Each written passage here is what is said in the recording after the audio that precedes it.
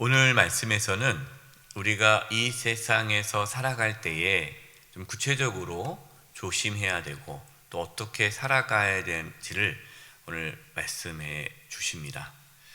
1절과 2절 말씀을 보면요, 내 아들아, 내가 만일 이웃을 위하여 담보하며 타인을 위하여 보증하였으면 내 입의 말로 내가 얽혔으며 내 입의 말로 인하여 잡히게 되었느니라. 이웃을 위하여 담보하며 보증을 서지 말라라고 말씀하십니다. 여러분, 오늘 이렇게 말씀 앞부분을 보면은 이웃이 힘들어서 또 우리 형제 중에, 가족 중에 있지 않습니까? 형제 중에 이렇게 어려워서 좀 도와달라, 한 번만 보증 서달라, 이렇게 하면은 뭐 도와줘야 되잖아요. 우리가 알고 있는 일반적으로 하나님의 말씀은 사랑하라, 희생하라, 뭐 이렇게 말씀이 있으니까 우리가 사랑하는 마음으로 보증을 쓰고 또 담보를 받아가지고 이렇게 담보로 보증 쓸 수 있지 않습니까?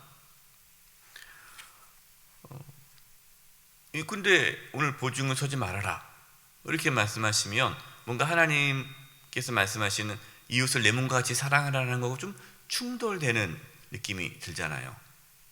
또 우리가 이렇게 살다 보면 또 이렇게 친한 친구나 또 가족이 보증을 서달라 했을 때 또 거절하기가 어렵지 않습니까? 거절했다가 네가 그러고도 예수 믿는 사람이냐? 예수 믿는다면 그렇게 목숨까지도 아끼지 말고 사랑하라고 했는데 그게 아깝다고 그러냐? 이런 얘기 들을 수 있으니까 참 이게 어렵습니다. 물론 여러분, 우리는 어려운 가족들, 형제들, 다음에 이웃을 또 위해 헌신하고 희생해야 합니다. 그러나 잠언은 지혜서 아닙니까? 우리가 누군가를 도와주고 섬기고 희생해야 되지만 지혜롭게 해야 돼요. 지혜롭게. 자신의 재산을 담보로 보증을 서면 큰 어려움과 고통을 겪을 수 있기 때문이에요. 나도 고통스러울 뿐만 아니라 나에게 보증을 서달라고 부탁했던 사람과의 관계도 깨어질 수 있기 때문에 하지 말아라 라는 것이죠. 물론 이제 보증을 서달라고 부탁하는 분들은 걱정하지 말라고 합니다. 걱정하지 말라고, 이거 잘 해결될 거라고, 잠깐만 해주면 된다고. 여러분, 하지만 모든 것이 그렇게 생각대로 되진 않잖아요. 생각대로 되면 얼마나 좋겠어요? 그러나 뜻하지 않게 일이 잘못되어져서 전 재산을 잃을 수 있게 되는 거예요. 여러분, 그동안 쌓아왔던 모든 전 재산을 하루아침에 보증으로 다 잃어버린다고 생각해 보십시오. 여러분, 그것이 얼마나 큰 고통스러운 일입니까? 집 담보로 보증을 서서 집이 다 넘어가면 얼마나 힘듭니까? 우리 가족도 힘들고 또 그렇게 나에게 보증을 서달라고 아무 문제 없다고 했던 그 지인에 대해서 얼마나 큰 원망과 분노가 있겠어요. 결국 보증은 모두의 관계를 깨트리고 고통으로 가게 할 수 있기 때문에 아무리 가까운 사람이라도, 심지어 가족이라도, 형제라도, 부모라도, 자식이라도 보증을 서는 것은 하지 말아라 라는 것입니다. 냉정히 보일 수 있죠. 냉정히 보일 수 있지만 그것이 서로를 위하는 길이에요. 누가 보증 서달라 그러면은 내가 보증 서고 싶은데 하나님께서 서지 말라고 그러신다. 잠언 말씀을 뭐 굳이 될 필요는 없지만 하나님께서는 보증을 하지 말아라, 대신에 내가 도와줄 수 있는 건 도와주겠다 하면서 여러분, 그분에게 그냥 돈을 주세요. 근데 돈을 빌려줄 때 얼마큼 빌려줘야 돼요? 내가 돌려받지 않아도 살 수 있을 만큼, 내가 돌려받지 않아도 그분과의 관계가 깨어지지 않을 만큼의 돈을 주시면 돼요. 그리고 기도해 주는 거예요. 그리고 그분이 예를 들어서 뭐 잘못돼서, 사업이 잘못돼서 많은 것을 잃게 되어서 힘들어질 때, 그때 도와줄 수 있는 거예요. 근데 다 같이 망하면 어떻게 도와줍니까? 때문에 절대로 보증은 서주면은 안 돼요. 제가 청년 때 이 잠언을 읽었습니다. 이 보증 서지 말라는 이 글을 읽고 내가 이 말씀을 중학교 때 알았더라면, 왜냐면 제가 중학교 1학년 때 저희 집이 보증을 서서, 집담보 보증을 서서 그 집을 완전히 다 이렇게 넘겼거든요. 이게 저는 중학교 1학년 때 경제적인 어려움을 겪었습니다. 집이 있었는데 그 집이 다 넘어가고 진짜 이렇게 맨몸으로 나오게 되어서 그때부터 정말 힘든 중고등학교를 청년을 보내게 된 거예요. 한번 이렇게 무너지니까 뭐 아버님, 어머님 연세도 있잖아요. 그러니까 이렇게 다시 일어서기가 어렵더라고요. 너무나 힘들었고, 또 그 보증을 서달라는 그분에 대한 분노, 그 상처가 너무 깊었어요. 그래서 제가 중학교 때 그 보증을 서서 집이 어렵게 된 이후로 저희 어머니께서 늘 우리 자녀들에게 하시는 말씀이 보증을 서지 말아라. 이게 뭐 거의 가훈처럼 됐었습니다. 그래서 제가 커서 잠언을 보니까, 이 우리 부모님이 이 잠언 말씀을 알았더라면, 일찍이 알았더라면 보증을 서지 않았을 텐데 하는 생각을 제가 이 잠언을 처음 읽었을 때 깨달았습니다. 그래서 저는요, 우리 성도님들에게 이렇게 얘기를 합니다. 좀 냉정해 보일 수 있어도 정말 하나님께서 말씀하시기는 보증을 서지 말라고 합니다. 근데 의외로요, 우리 성도님 중에도 보증을 쉽게 서주시는 분들이 있어요. 거절을 못합니다. 부탁하는데 어떻게 한 번만 해주자, 이거 안전하대. 근데 저는 또 많이 봐요. 이렇게 보증 서다가 어려움 겪는 가정들을 봅니다. 그래서 제가 그때 그렇게 내가 보증 서지 말라고 그러는데 왜 섰냐고. 목사님 그럴 줄 알았나요? 여러분, 하나님께서는 우리가 지혜롭게 살아가기를 원하십니다. 무조건 다른 사람의 부탁을 다 들어주는 것이 올바른 삶이 아니에요. 때로는 여러분, 거절할 수도 있어야 돼요. 그 거절이 서로를 위한 거절이면 해야 되는 것입니다. 마음 약하신 분들, 착하신 분들은 거절을 못 하시는데, 여러분, 그것은 지혜로운 것이 아니에요. 때로는 거절도 하시기 바랍니다. 6절입니다. 게으른 자여, 개미에게 가서 그가 하는 것을 보고 지혜를 얻으라. 지혜를 얻으라라는 것은 뭡니까? 게으른 자여, 지혜를 얻으라. 게으르다는 것은 어리석은 것이다라는 것입니다. 그래서 개미를 통해서 지혜를 얻어야 돼요. 그러면 개미를 통해서 얻을 수 있는 지혜가 무엇입니까? 첫 번째는 자발적인 부지런함이고, 두 번째는 미래를 예측하고 준비하는 것이에요. 우리 7절과 8절입니다. 개미는 두령도 없고 감독자도 없고 통치자도 없으되, 그러니까 뭐 지시하는 사람이 없다라는 거예요. 이거 해 저거 해, 이게 시키는 사람이 없어요. 근데 알아서 8절 먹을 것을 여름 동안에 예비하며 추수 때에 양식을 모으느니라. 개미는 두령도 없고 감독자도 없고 통치자도 없지만 부지런히 양식을 모으는 거예요. 여러분, 이것은 뭘 의미합니까? 주도적이고 자발적인 부지런함을 가져야 된다. 이게 지혜라는 거예요. 누가 시켜서 일을 해서는 안 돼요. 스스로 생각하고 스스로 일을 하는 것, 여러분, 이것이 지혜로운 자의 모습이에요. 그래서 지혜로운 사람은요, 주도적이고 자발적이고, 스스로 하는 거예요. 시키지 않아도 알아서 일을 척척 해내는 사람 있지 않습니까? 이게 지혜로운 사람이에요. 여러분, 회사에서도요, 그런 사람 있잖아요.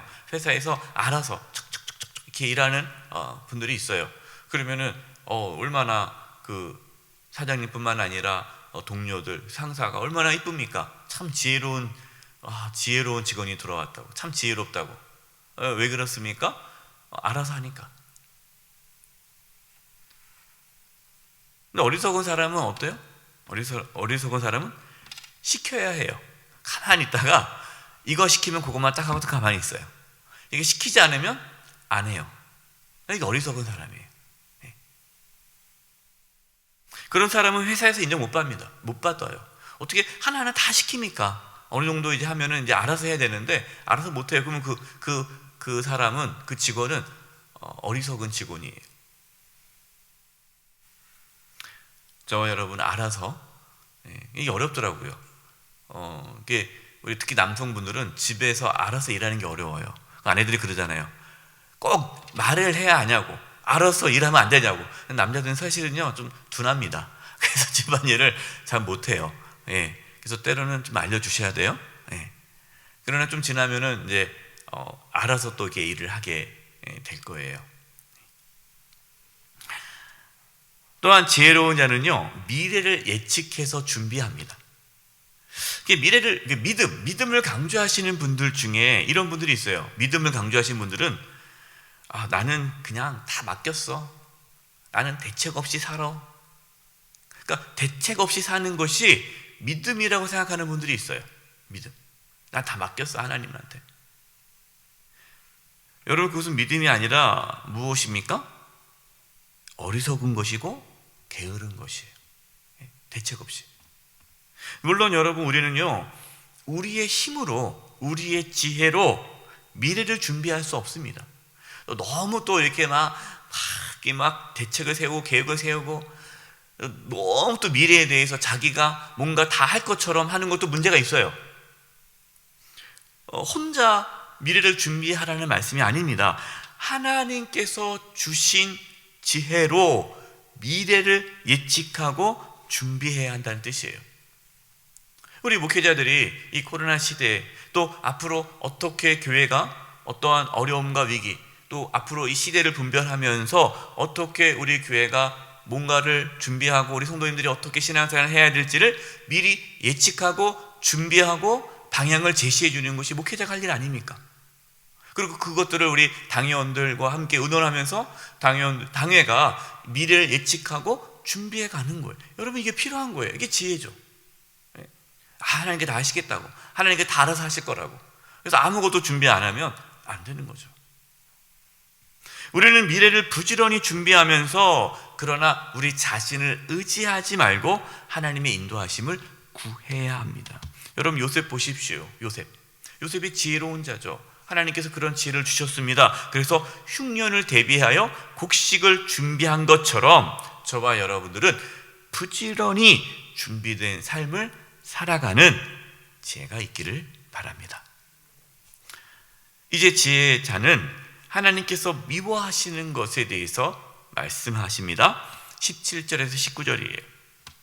곧 교만한 눈과 거짓된 혀와 무지한 자의 피를 흘리는 손과 악한 계교를 꾀하는 마음과 빨리 악으로 달려가는 발과 거짓을 말하는 망령된 증인과 및 형제 사이를 이간하는 자이니라. 하나님께서 미워하시는 것, 하나님께서 정말 싫어하고 미워하는 것이 무엇인지를 구체적으로 말씀하고 있는데 참 재밌는 것이요, 하나님께서 미워하시는 것을 우리의 신체를 가지고 얘기를 하죠. 눈, 혀, 손, 발, 우리의 몸에 있는 거예요. 이게 뭘 의미합니까? 우리의 실제적인 우리 몸으로 하는 그 모든 행동이 하나님께서 싫어하는 모습이 될 수 있다라는 거예요.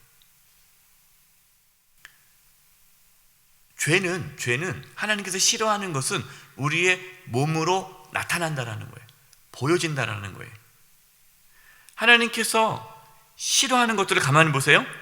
공통점이 있습니다. 이게 무엇입니까? 사람과의 관계를 깨트리는 행동들이에요.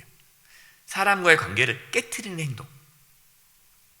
여러분 이거 잘 보셔야 돼요. 우리의 모습 속에, 우리의 행동 속에, 우리의 말이나 우리의 눈빛이나 우리의 손짓이나 우리의 몸짓 속에서 상대방이 불쾌하고 기분 나빠하고 관계를 깨트리는 스타일이 있다면 여러분 고쳐야 된다는 거예요. 어떤 분들은 원래 내가 원래 그런 스타일이야. 원래 그 스타일이 하나님이 싫어하는 스타일이에요. 여러분 하나님이 싫어하면 어떻게 해야 돼요? 고쳐야죠. 왜 자꾸만 그것을 유지하려고 합니까? 하나님이 싫어하는 거예요. 근데 가장 싫어하는 것 첫 번째가 무엇입니까? 교만한 눈. 다른 사람들을 깔보고 무시하는 눈빛을 하나님은 싫어합니다. 여러분 사람의 눈이 뭐라고 말합니까? 마음의 창이다 그러잖아요. 참 놀라운 것은요, 사람은요, 언어, 내가 어떤 말을 통해서 의사 전달하는 것도 있지만 상당한 부분은 말하지 않아도 상대방에게 느낌을 줄 수 있어요. 가장 큰 게 뭡니까? 눈빛이에요. 눈빛. 예. 아이들도요, 엄마 아빠가 자기를 어떻게 쳐다보는지에 대해서 다 잘 압니다. 예. 기분 나쁘게 막 째려보면요, 애들이 금방 알아요. 예. 엄마 아빠 나 째려본다고. 예. 나를 경멸하는 눈을 쳐다보는 것 같아. 예. 애들도 알아요. 그래서 우리가 상대방을 쳐다볼 때 어떻게 쳐다봐야 돼요? 눈은 마음의 창이니까 우리 마음에 상대방을 존경하고 사랑하고 좋아하는 눈빛으로, 마음으로 쳐다보면 그 눈빛에 하트가 똥똥똥 날아가겠죠? 그 눈빛에서 사랑이 느껴지는 거예요. 그렇게 상대방을 바라봐야 돼요. 그렇지 않고 그냥 무시하는 눈빛으로 이렇게 째려보거나 이렇게 흘겨보거나 그러면 안 돼요. 물론 오해도 있어요. 나는 모르고 쳐다봤는데 상대방이 나를 흘겨봤다고, 나를 째려봤다고 이렇게 오해할 수 있을 수도 있어요. 예. 하지만 중요한 것은 우리가 어떠한 눈빛으로 바라보고 또 어떠한 몸짓으로 하는지, 그것이 우리가 중요합니다. 여기서 연습하셔야 돼요. 여러분 거울 보시면서 항상 웃고 또 상대방을 쳐다볼 때 눈을 정확하게 쳐다보고 따뜻한 마음을 가지고 계속 훈련하셔야 돼요. 예. 또 자신에게 유리하도록 거짓말을 하거나 사람들 사이를 이간해서는 안 돼요. 그 사람이 글쎄 그랬대. 내가 들었는데 그 사람이 저기서 당신 욕을 하더라. 당신에게 좀 좋지 않은 얘기를 하는 것 같아. 당신을 싫어하는 것 같아. 뭔가 이렇게 이간해가지고 두 사이를 이렇게 갈라놓게 하는 거, 하나님 너무너무 싫어해요. 하나님은 사람과의 관계를 깨트리고 공동체를 파괴하고 다투고 이렇게 하는 것들을 하나님은 정말 싫어합니다. 그러면 싫어하는 거 반대에게 행동하면 하나님 좋아하시겠죠? 하나님께서 좋아하시는 건 뭘까요? 하나 되게 하는 거. 하나 되게 하는 거. 서로 뭔가 다툼이 있거나 사이가 안 좋을 때 어떻게 하면 그 관계를 회복시키기 위해 애쓰는 거. 예. 이것이 하나님께서 기뻐하는 일이에요. 여러분, 오늘도 우리는 오늘 하루를 살아갑니다. 어떻게 살아가야 됩니까? 예, 지혜롭게 살아가야 되죠. 예, 지혜롭게. 예, 거절할 때는 때로 거절하고, 그러나 우리가 또 그 상대방을 사랑하면서 또 부지런하게, 오늘도 부지런하게 앞으로의 일들을 대비하면서 준비하면서 사랑하고 섬기며 살아가는 지혜로운 삶을 살아갈 수 있기를 간절히 축원드립니다. 기도하겠습니다. 하나님 아버지, 저희들에게 지혜를 주셔서 우리의 눈빛과 또 손짓과 발짓, 몸짓 하나하나가 상대방을 기쁘게 하고 즐겁게 하고 또 서로 마음을 통하게 할 수 있게 해주시고, 우리에게 지혜를 주셔서 또 미래를 준비하며 부지런하게 성실하게 살게 하여 주시옵소서. 때로는 거절함으로써 관계가 깨어지지 않는 지혜도 허락하여 주시옵소서. 예수님의 이름으로 기도드립니다.